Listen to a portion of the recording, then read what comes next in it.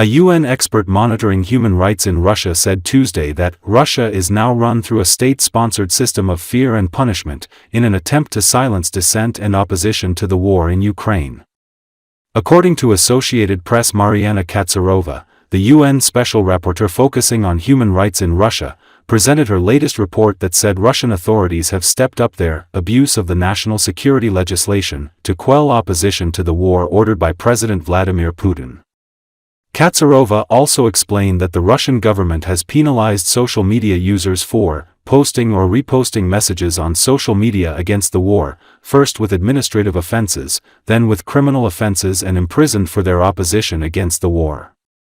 She also says that Ukrainian detainees are not recognized as prisoners of war because the Russian Federation does not recognize this as a war, but just as a special military operation. Therefore, the POWs do not enjoy the protections of the Geneva Conventions. The Russian diplomatic mission in Geneva declined to comment, referring to a Russian Foreign Ministry statement earlier this month that stated Moscow does not recognize the mandate of this illegitimate special procedure, the post held by Katsarova, and any form of interaction with it is unacceptable for the Russian Federation. The conclusions of my report, this one, but also the report in Geneva a month ago, is that Russia is now run through a state-sponsored system of fear and punishment, where dissent is erased and civic space dismantled. Now, the Russian authorities, the most fashionable tool, if you wish, for repression has become the abuse of the national security legislation.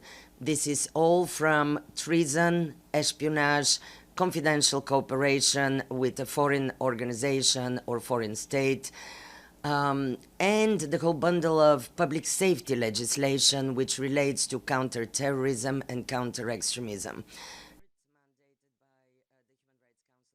This strategy of the government really works by example. So people from different professions, different walks of life, just simply for posting or reposting messages on social media against the war have been penalized at first with administrative offenses, then with criminal offenses, imprisoned for their opposition against the war. And this works as a preventive mechanism for other people really to be afraid to show their true sentiments. As you know, thousands of Ukrainian civilian detainees, we don't know the exact count because the Russian authorities are not revealing it, are lavishing in Russian detention, virtually disappeared, most of them. Or for those that we know where they are, they're incommunicado detention. They don't have access to their families, to the outside world. And Russia is the third in the world biggest jailer of journalists, with 29, probably 28, because one actually was released recently, Vladislav Yasipenko, who was here with us yesterday at the presentation of my report. He spent 4 years, he's a journalist from Crimea Realities, offspring of Radio Free Europe. He spent 4 years in Russian detention, being tortured to secure confession on charges, several different charges, including on espionage. The Supreme Court of Russia announced, not last year, but the year before last, the whole so-called LGBT movement as an extremist organization. So people, not even LGBT, have been persecuted.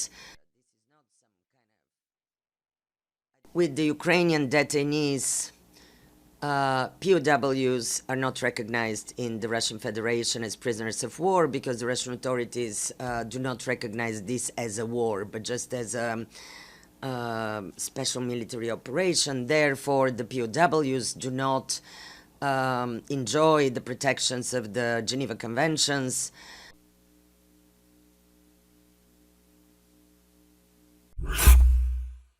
Floor. Thank you.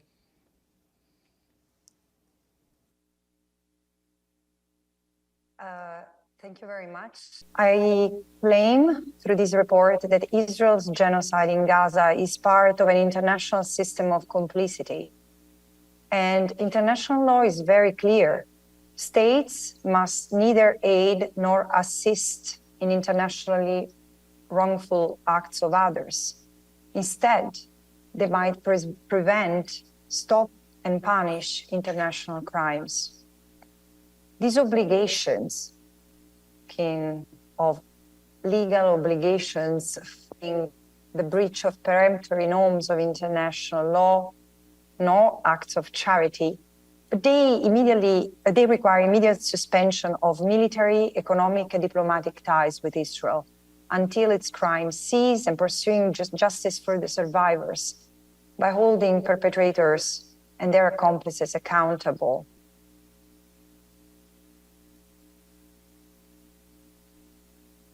I think that no state can credibly claim to uphold international law while arming, supporting, and shielding a genocidal regime.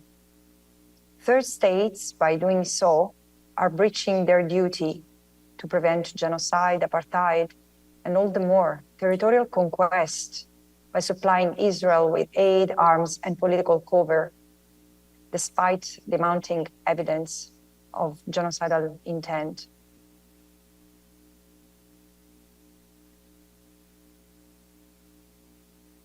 In fact, what I saw is that there are many member states who are clearly upset, and I'm happy they are upset. I'm not here to make them feel comfortable. Of course, I also see that the attack ad persona, ad hominem continue, and this is disgraceful because, again, I would like to see simply member states engaging with the facts instead of what they think of my persona or the way I execute my mandate. You know, I expect that states engage with the merits of the claims that I make against them. Israel and all states must be serious, must consider seriously the allegations that are made by me, the Commission of Inquiry, and other special rapporteurs, and the crimes that we allege they are implicated in.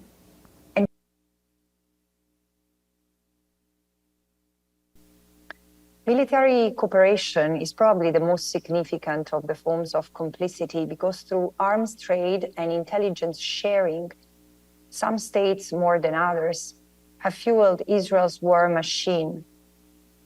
The United States and Germany alone have provided 90% of Israel's arms imports, but at least 26 states, with Italy, my own country, first, being listed for having supplied or facilitated arms component transfer to Israel, while many others keep on buying weapons that have been tested on the Palestinians.